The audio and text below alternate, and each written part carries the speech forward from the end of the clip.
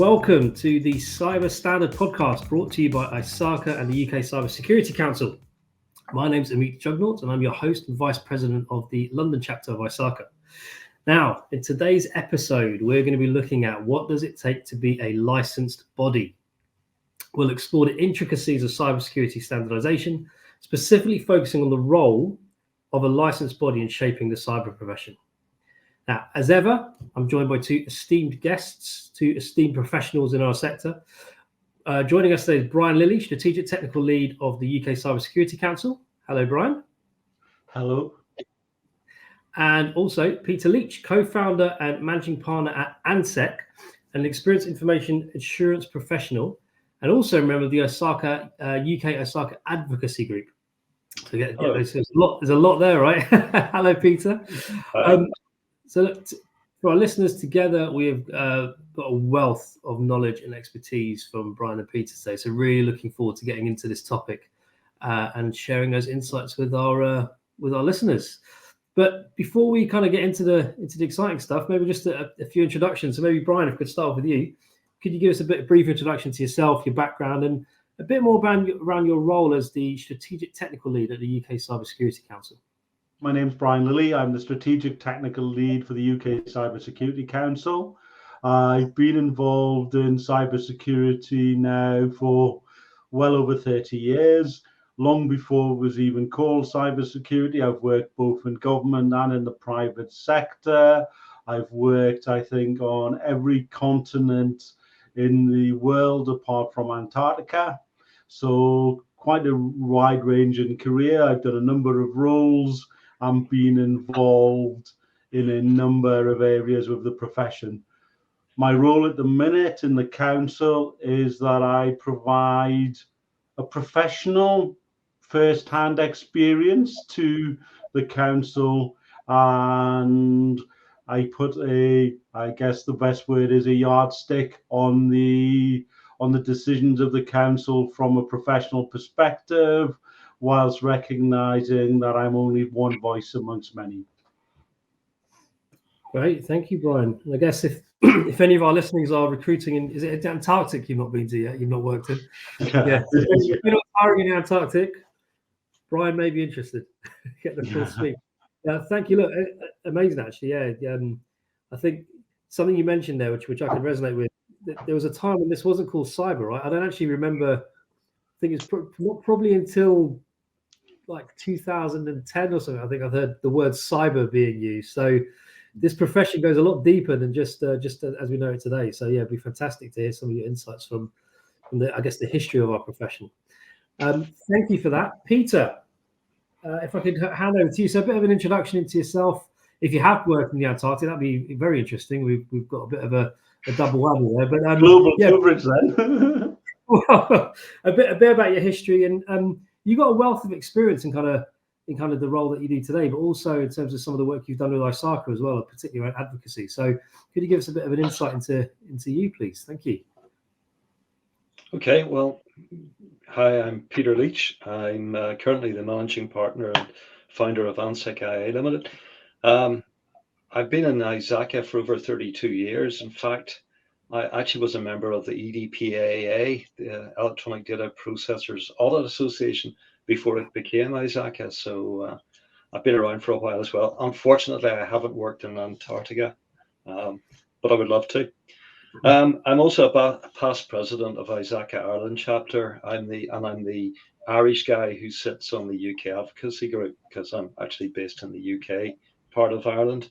My background is banking, then Deloitte, then setting up my own. I'm a chartered cybersecurity professional and formerly a class consultant from 30 years ago. And like Brian, I remember life before cyber when we had information security and information assurance.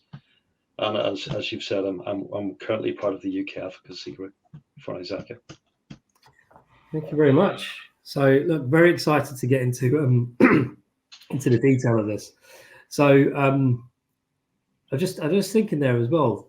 Yeah, just actually both introductions have just kind of made me appreciate again the depth of this profession, right? And kind of it's quite exciting to see where it is today. Particularly when, one of the challenges we talk about a lot is kind of how do we get people into the profession, and what does it mean, not just today, but at an educational level. We talk about schools and so on, but it's amazing if you think of how far the profession's come as well. So, we're very much in the kind of probably in a really exciting phase of what we do. But there's some great experience here, right? And it wasn't always this way, so it's fantastic to see how we can bring that experience and that insight to what we're trying to do in a more contemporary environment. Let's get into some of these more specific questions. And actually, Brian, I wonder if could you tell us a bit more around what it means to be strategic technical lead at the Cybersecurity Council, like a bit more detail, particularly in relation to today's topic around professional bodies, licensed bodies. Okay, so I think it's probably worth just taking a slight step back and saying why the council was created. So the council was created to be an umbrella body to sit within the existing ecosystem. So where other bodies like ISACA exist, providing certifications, qualifications, and recognition, the council was set up to be a unifying body and to have a vision of what good looks like. So I guess the major part of my job is looking at what the strategic goals of good looks like, not just today, but protecting the future of the profession as well. So not only what is the standard, but who manages the standard going forward, and how we as a profession set our own bar as we move into the future.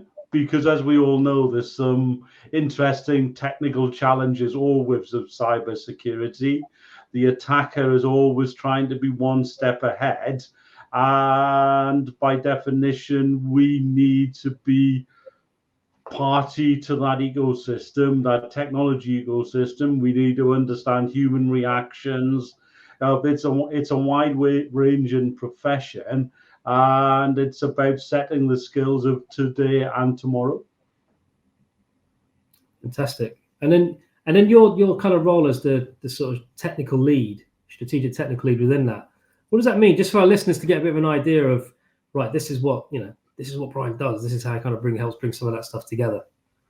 Okay, so some of the things that I've done is I've looked at and written the original and edited the original papers of splitting the profession into the number of specialisms that we have.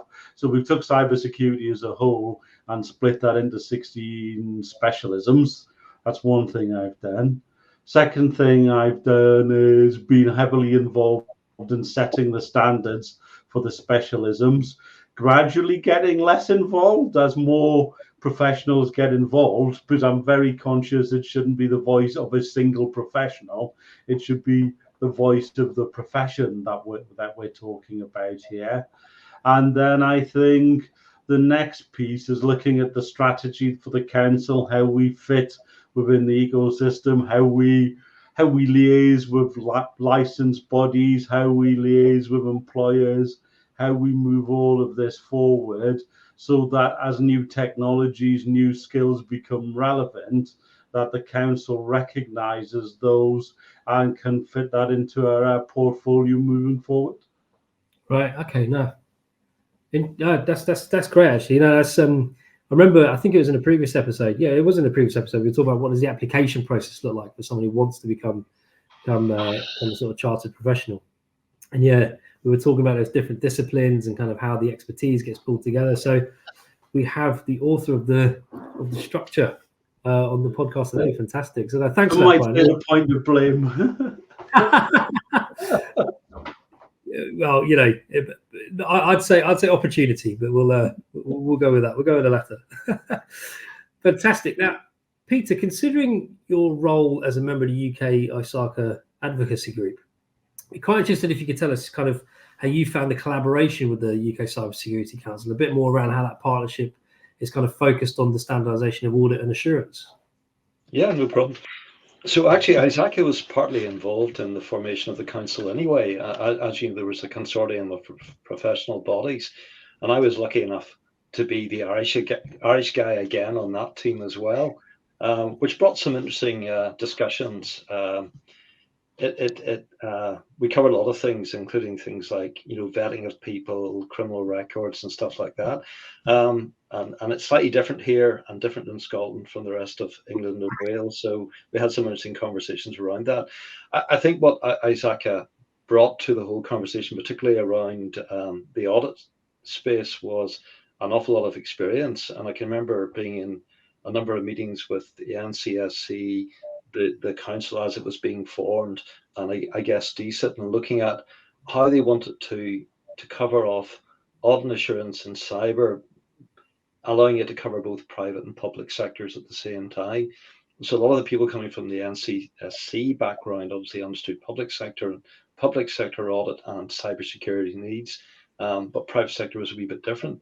And I think the benefit of the UK advocacy group in ISACA getting involved was you were bringing people with, like Brian said, 30 years plus experience in the audit profession, in the cybersecurity, in the information security, information assurance environment, and that experience helped to tease out the right levels for the different levels that we came up with. As Brian said, there's chartered, there's associate, and in between principal.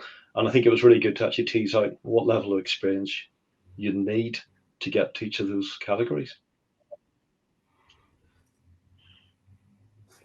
So, given my involvement, I didn't realise how involved we were in the sort of early stages of Cybersecurity Council. Actually, that's quite. Mike Hughes got me involved, as usual. Yeah. Mike was a. Yeah, we got into all sorts of discussions. We even got into legislative things like the Prüm agreement about single criminal records and stuff, which we don't actually have. And there was a big argument about that. But anyway, we're going off on a tangent. I've spent a lot of time in both public and private sector, mainly in criminal justice on the public side. So different views from different parts of the country. Yeah. Good. Mike was a previous guest on the pod actually, and I think everyone knows Mike in some shape or form if you're in this profession, right? So friend of everyone. Cool. Let's move on then. So Brian, I wonder if we could just switch back to you. What does it mean for an organisation to be recognised as a licensed body for a specific specialism, and how many licensed bodies are involved with the council?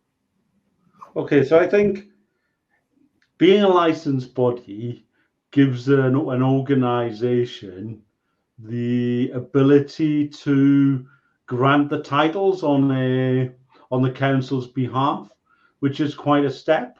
So you essentially are being given the ability to give the candidate title. So if someone applies and wants to be on the professional register, the licensed body is that gatekeeper and gets to put that in position.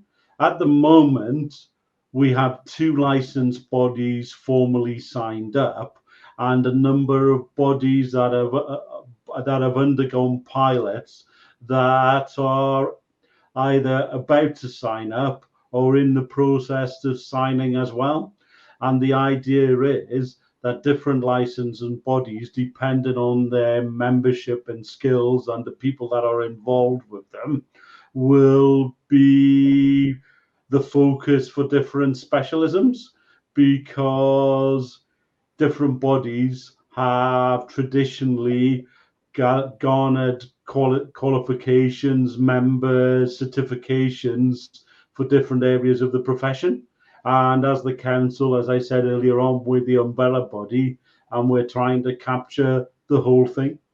It's amazing to hear the kind of ecosystems developing, which I think is one of the intentions of this, right? Is to kind of bring it all together. We understand its component parts and where people can kind of explore if they want to take their particular aspect further. I might just hand over to Peter, actually. So in the process of setting up a specialism, such as audit and assurance, how do licensed bodies contribute, and what role do they play in shaping the standards? So give us a few examples and maybe some of the things that you've been involved in.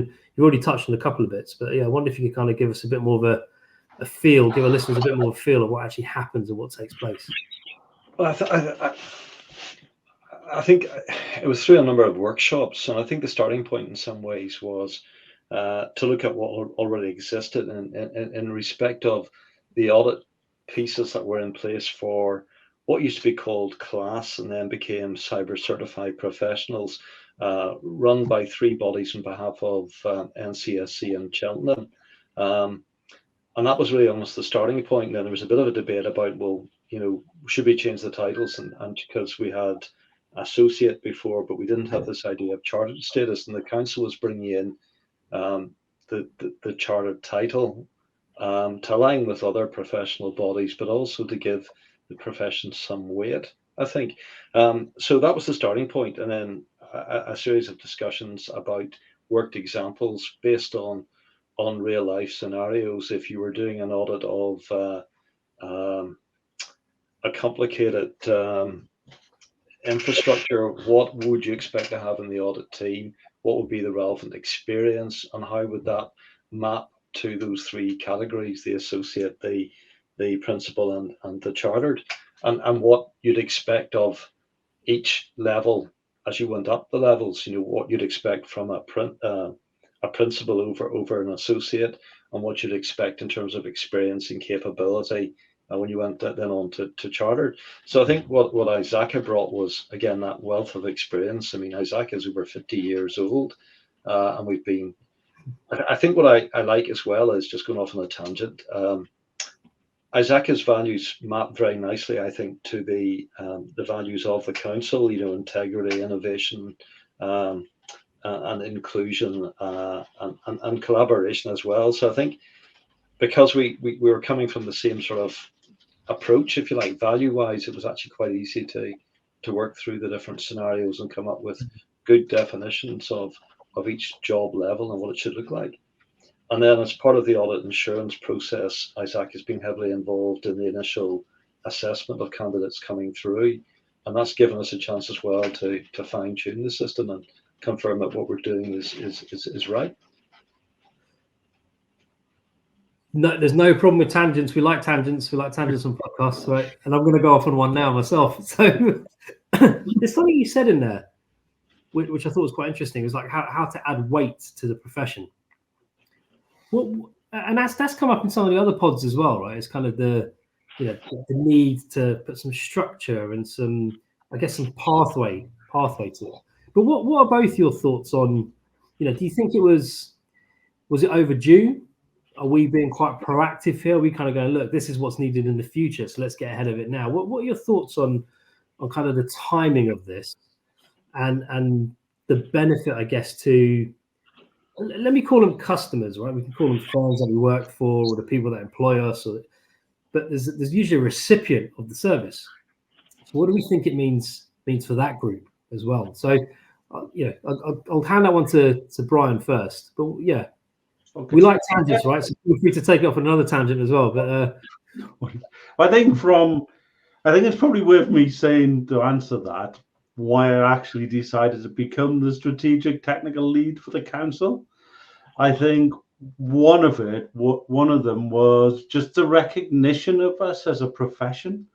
When I took my daughter around universities to pick her degree and what she wanted to do, it was quite clear that the technology professions, including ours, weren't the best at this.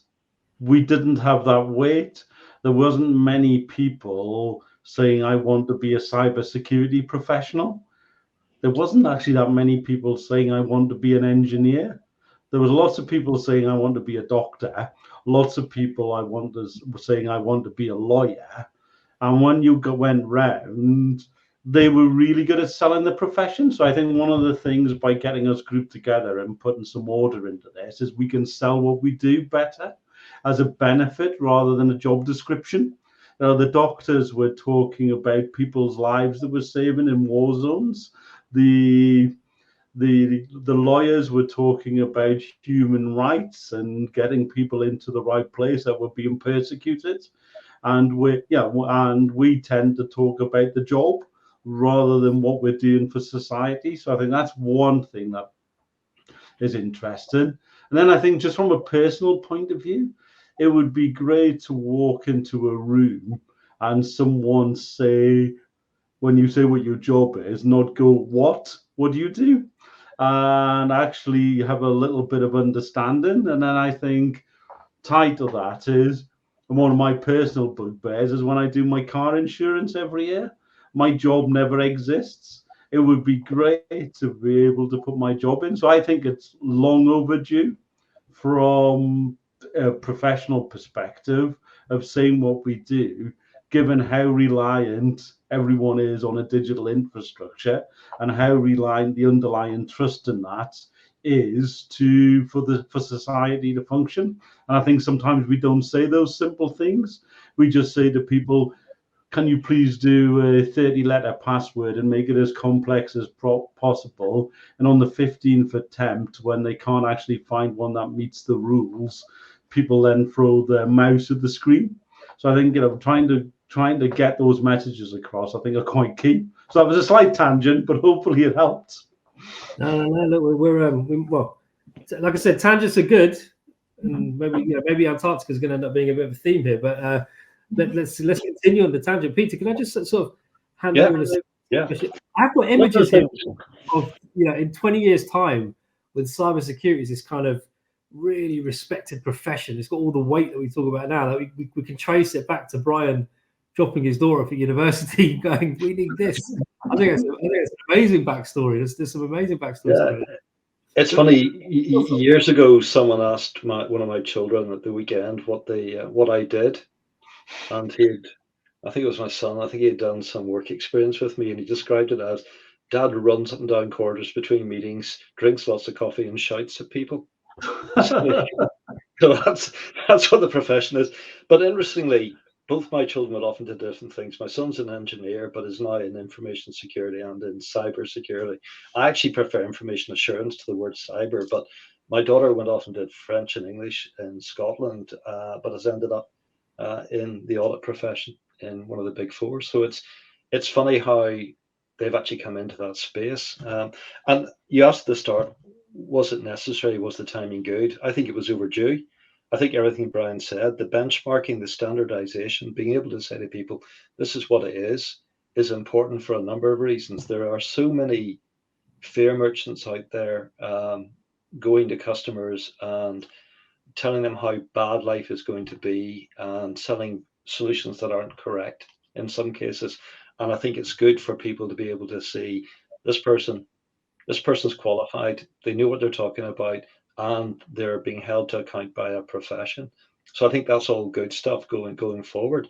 And I think all the work that's happening behind the scenes by the council and by NCSC to try and get out that educational message to schools and so on. I mean, a lot of the schools locally are taking part in NCSC stuff, and it's really good. People are getting to understand why information security is important and why personal data needs to be secured and so on. But I think also it's helping us to give that pragmatic approach.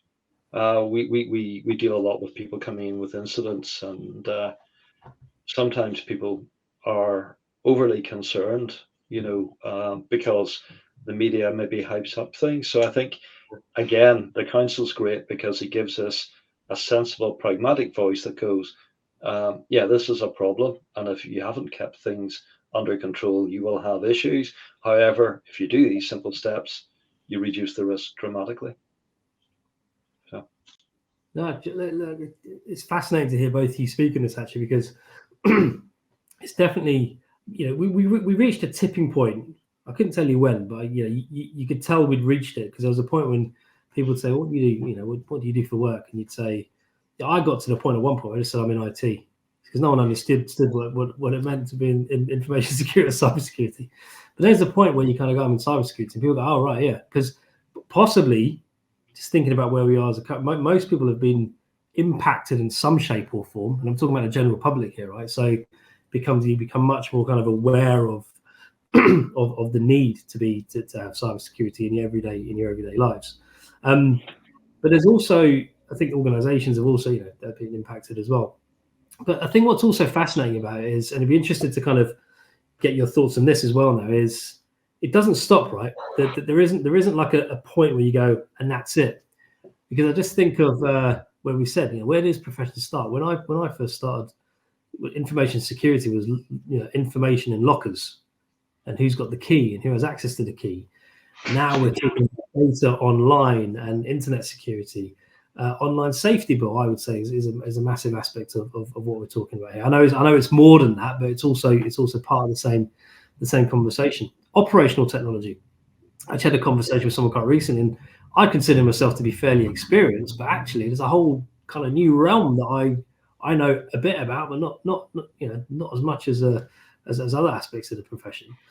So I guess there's this bit around knowledge, right? So we're talking, because what we're talking about here is to some extent validating or adding a level of credibility, external credibility, to the knowledge that people can kind of bring to the table. So if you're thinking that in the round, and Brian, maybe this is one for you, in terms of that industry knowledge, when we're standardizing, how do we do that? How do we kind of go like, this is the level, and should it be external? Should it be experiential? Is it a combination of the two? How do you create that kind of, this is where you need to be today to be at a particular level? Okay, so I think we have to remember we're trying to measure a person, an individual, a professional. So I think it's important to measure in context. So I think it's important not just to look at someone's knowledge, but how they apply that knowledge practically in the real world. So what we've done in the council is we have a single standard that defines a professional. And what we're trying to do with our specialisms is not create huge differences, but contextualize what a professional means in a group of jobs in a particular area of knowledge. So we think it's quite important that we start to measure what good looks like. I think one of the issues that we've certainly faced as we've run through this is people's careers are pretty unique, but I think there's two fundamentals. One is that they apply this in a meaningful way, and you can see the outcomes, the skills and knowledge that they have. And I think the second piece is that they continue to develop throughout their careers. So one of the key elements we see is that evidence going forward, post an assessment and being given a title, is that you prove to your fellow professionals and have evidence that you're continuing to develop, and whether that's through CPE, CPD, or other mechanisms, is that it's important that people are current and are competent in the areas that they practice. Yeah, you said something really important right at the start, right? We're looking at the person. That's I guess in the technology world, I know we say people, process, technology quite often, right? But yeah, the people are very important, right? And I think this is really about the who. A lot of what we've written down in cybersecurity is about the what and the how. This is about the who. I like that a lot, actually. That's a really nice way to articulate it. Peter, sort of similar point to you. What are your thoughts around that? It's I think it's quite powerful the way Brian just put it. What are your thoughts as from an ISACA perspective or just a Peter perspective? Well, I think I'd agree with Brian that it's about the people. I think there's good work being done by the council, and they've endorsed the CybOC product. So you've got this cyber body of knowledge now in place as well. So if you want technical support, you can go to CybOC and you can find useful information there. And they've updated it to include some things now on artificial intelligence and so on. But I agree, it's about the people. And certainly when we've been doing interviews for the audit and assurance, we've been really trying to understand more about the individual we're interviewing. How have they put the basic concepts into practice, and how have they shown an ability to learn from what they've done, and constant learning, if you like, as well. I mean, I've been in the business profession for 40 something years now, and I'm still learning every time I do a review or an audit. And I think it's important that we build up the individuals that way.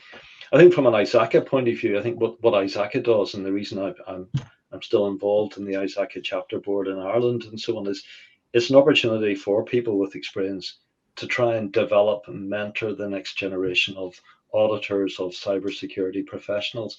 And again, that's what I like about the council. It's helping to do that. It's providing a route to education and training and so on for people, and it's helping to standardize the profession. And I think it's going to be interesting to see how we continue to innovate over the next few years. Yeah. Just on that same, maybe just extending that a bit further. Not quite a tangent. It could be. I guess it could be a tangent, depending where you take it. What's the ISACA perspective on standardization in the cyber profession in general? So you touched on a couple of bits there, but where do you see the future of it? Do you think we're going to see? Because ISACA is quite broad, right? I know we're talking predominantly about cybersecurity here, but ISACA covers a broad range of GRC and across the IT realm as well.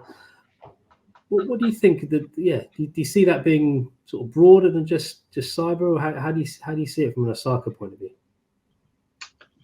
Oh, I guess I'll try and answer this first, and Brian, you can probably give a better answer. I think ISACA ISACA is broad. It covers all of IT, and I liked your comment about, I just say I'm working in IT. I always found you did that. People came back to you and said, I have a laptop that doesn't work, can you fix it? I don't do that sort of IT. And in which case they walk away saying you're flipping useless. But ISACA does the whole breadth of governance, risk, compliance, be it IT and increasingly non-IT as well. And I think for me, the big thing going forward isn't going to be artificial intelligence. Yeah, it's going to both help us do our jobs better. It's also going to make our jobs more difficult because it gives the bad guys an immediate advantage. And as Brian said, they're always trying to be one step ahead of us. But I think digital trust, digital privacy is going to be a big thing as well. And I think I'm probably losing my train of thought here.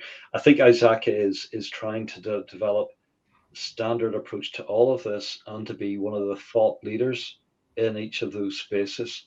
And the advocacy group, for example, has been working on the government's paper on AI. It's also contributed to governance, company governance. So that's the breadth of ISACA. One minute you can be looking at paperwork about how we're going to change corporate governance, possibly about how the government's going to change it.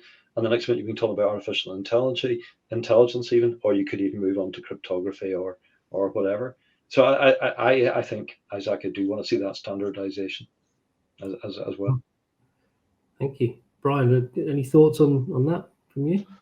I think the approach we've taken is probably reflective of the past and conscious of the future. I think when I look back at my career, when I started, we were worrying about securing a single computer at the beginning. And how do you actually keep that secure? No one was really networking these things. The fast line speed was 64 kilobits a second. So you weren't actually transferring a lot of information between computers. And you look at it today and how that has changed. And what I'd say, what we've been trying to do is ensure that people are competent in what's current now. So, and then I think it's about mapping those changes as we move forward, because one thing we can certainly see our AI, and AI has been growing over the last few years. It's come much more into the public domain recently because normal people can suddenly access it. It was in the domain of computer scientists. It's now gone into the normality with people using GPT and Bard and the like. And I think what we need to be conscious of is that in 30 years' time, it will be a different set of technologies. It'll be a different society, green technology and how we manufacture things. I'm thinking of the operational technology you were talking about earlier on. All of that will be different. And I think as a profession, we have to grow and learn, because the threat actors, as we deem them, and whether that's criminals, whether that's nation states or whatever, will still have the same aims and objectives as they have today. That doesn't really change. Criminals want to make money, and so from that perspective, we'll always be needed. I remember 20 years ago having debates on whether we'd solved the cybersecurity problem and we'd be able to secure a computer and no one would have to worry about it ever again. I think history has shown that the crystal ball isn't going to look like that. We people like us are going to be needed wherever we're using technology moving forward, wherever we're storing information, whatever that knowledge, whatever that underlying basis is. But the basic principles don't change, Brian. In many ways, tools change, but you're right. And in many ways, it comes back full circle to your comment earlier about people. If we have people who've come up through the profession, who understand the basic control principles, then we can change the tools, we can change the technology, but the still basic concepts are there. It's all about risk in many ways, and understanding the risk, understanding the threats, the threat actors, and applying appropriate controls. That's what it comes down to. Yeah. And if you look at cyborg, Peter, for example, you had referenced it earlier on. A lot of the concept in cyborg were around in the early days of the 70s and 80s. Now I'm thinking of things like least privilege and the like. All of those concepts don't disappear. The application in a particular technology changes. Yeah. But we could say that cryptography was in use in Roman times, if you like. The problem is it wouldn't work against a quantum computer, so we have to change how we approach those things. But that's where I think the engineering side comes in to deal with that. But yeah, maybe it's time for us old dinosaurs to move away and let the younger kids. Exactly.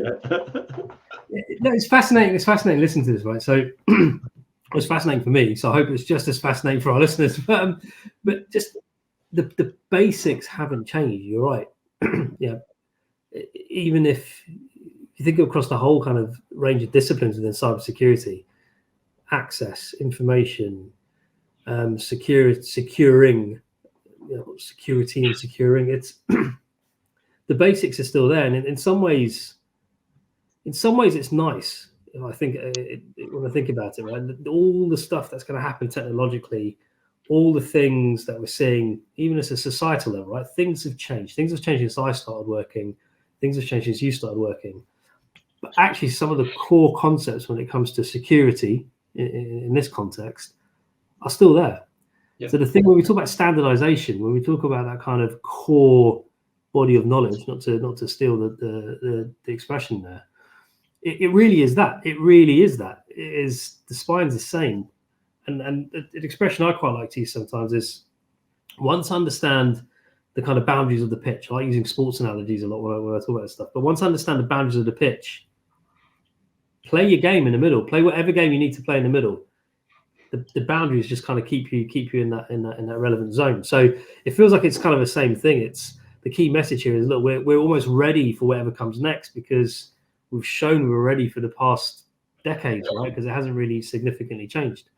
But it's realizing that technology brings benefits, but also brings new challenges. So, for example, we used to get fraud committed by fax machines. I'll send you a letter authorizing that transfer of funds because I've signed it, I've faxed it through, but you've no idea whether I signed it or whether it's a photocopy of that person. I remember when color photocopiers came in, somebody thought, I wonder if I could photocopy a $5 and then a £10 note. And I was in banking that stage, so suddenly we had to worry about, good color, high definition effects around in notes, and it did create a lot of problems for the Bank of England, I seem to remember at one point. So you get benefits of every technology change because everybody uses home printers and everything else, but there's always this small issue where somebody thinks outside the box and goes, I could use that for some other reasons. And I think that will always be the case. And I think that the difficulty is the speed of change, the pace of change has increased so much. Yeah, that's the big difference. I mean, I can remember being told that network had been hacked, which was interesting because, as Brian said a few minutes ago, it was a closed network. It was a point-to-point network. It was running at something like 56 baud or 2400 baud. It used IBM 5270 protocol. So there's no way it's going to be hacked. There was no way. But yeah, people thought it had been. So yeah, it's speed of change. I think it's going to be the interesting thing, and how we react quickly to it. Yeah. Well, I tell you, in terms of reaction, I'm just trying to think how we get back to licensed bodies from the tangent. I've got to be honest. The history is interesting and the future is bright. It's kind of maybe the way I'd explain it. But we'll just come back onto topic all of a sudden. We'll just do a quick segue back into licensed bodies. But saying that, going back to what's next. So clearly, there's a lot of technological development. Clearly, our profession is an important part in helping people understand how to use that technology in a safe and secure way. The ecosystem, as I kind of touched on earlier, is growing, but it feels like it's growing, but it's consolidating at the same time. Like we're becoming much more aligned in direction, but bigger in terms of the sort of levels of diversity, I guess, that's kind of in there. When we look at those licensed bodies specifically, I guess, Brian, this one's for you. What's your relationship with those licensed bodies once they're in place? So we talked about the two. I think you said there's two in place currently. What's it going to look like in a year, 3-5 years time when this is all kind of settled? Okay, so I think from our point of view, we see very much licensed bodies as partners in delivering this, because the council is not set up as a huge organization. It isn't set up to replace organizations like ISACA and others. And for this to work and for this to have the ambition of having a single standard for professionals, we need the scalability. We need professionals, to be interested to sign up, to see the benefits of signing up, and through the license and bodies have the mechanisms to be able to do that and to be able to manage it in a way that is trusted. Sure. Okay. And it feels like we are on that way to that, right? It feels like that's the vision, but we are very much on the way to that outcome. Yeah. Peter, any thoughts from you? I think Brian's covered it. I think, from an ISACA perspective, the standardization of the profession helps us because it helps us to make sure that we're covering the right courses and the right training and so on for the future generation. And I think that's where we see the benefit of working with the UK Cybersecurity Council to make sure that we are serving what they need as well as serving our own membership. Yeah. That was it was a very thorough answer from Brian there. Look, we're almost at the end of the pod. I think this has been fascinating, right? Because I do feel like we've answered the questions around the sort of title of the topic, but it's been really amazing to kind of hear how you've both brought your experience to the journey we're on at the moment. And we come back to some of the highlights. I think that the bit around people, like what we're talking about here, are the people and our profession. I was talking to someone just this week, actually, trying to explain like how much of a skills skills shortage there is in our profession. And some of that, you hear people talk about, it's because we're not talking about this at a young enough age. We're not dealing with it in primary schools. And to Brian's point, that kind of, people going, I want to be a doctor or a lawyer or an accountant or something else, but it doesn't have that same kind of gravitas to it. But what's amazing is it doesn't feel like it's a conceptual thing. It feels like it's being designed by experience of challenges, experience through knowledge. In some ways, I'm listening to this guy, God, if I was starting my career today, this would be a great time to do it. Right? This would be a great time to get into the profession, because I can even see where I could have done with a bit of that helping hand in terms of that guidance. Just guidance, right? What do I do next? I kind of fell into this profession. I don't really know what to do with it, but I quite like it, right? So where do I take it? So it feels like it's all of that is kind of coming in together. So I personally think that's really, really powerful. So thank you both for kind of sharing those, not just professional insights, but personal ones as well. And I stand by what I said earlier. I've got this image now of the profession like going in a really positive direction. And I've just got it in my head that it started with Brian driving his daughter to university, and it's kind of that moment of this is what happened. And then Peter, like those decades ago, and you're going, how are we gonna deal with this, and what do we do next? And how do we take on these challenges, and photocopying £5 notes, all those things that seem, they just seem, it must have seemed so kind of like random at the time. And then you look at that history, it very much isn't. So thank you both. I guess just any closing, as we've come to sort of close the pod, any kind of closing comments from you on this title or anything else to do with the journey we're on at the moment? Peter, if I come to you first, and then I'll come to Brian. Well, I would just say that I think it's a very good time, exciting time to be in information assurance generally. I think you're right. And I think we do have a shortfall of good people. And I see that all the time when I'm trying to recruit people for the team.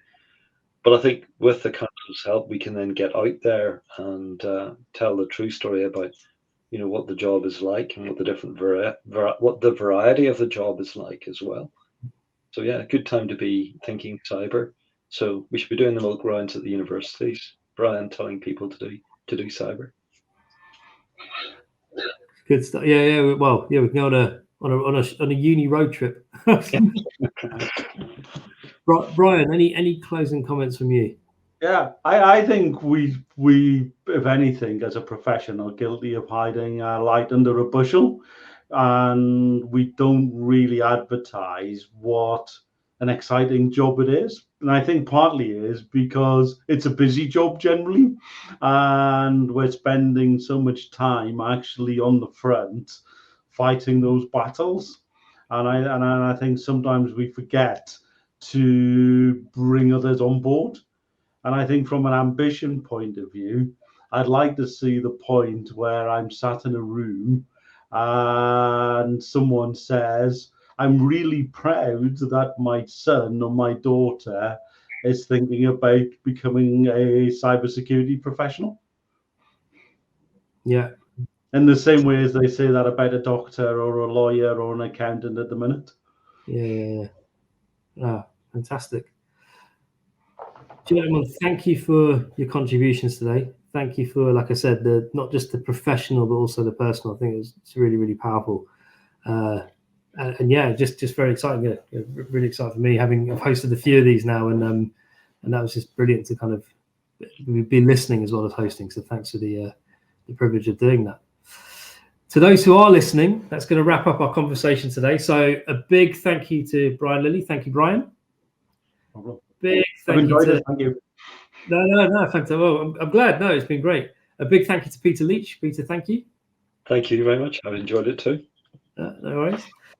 And to those who are listening, so if you're interested in delving deeper into this topic or a few more, if you look at the resources in the description below, you can sort of find your way to where there's more information on these.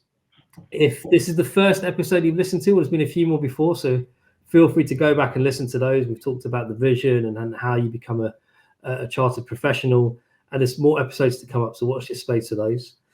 I'm Ameet Jugnauth. This has been the Cybersecurity podcast. Sorry, the Cyber Standard podcast. Need to get the name right. I've got far too excited there. This has been the Cyber Standard podcast, presented by ISACA and the UK Cybersecurity Council. Thank you for tuning in. See you in the next one.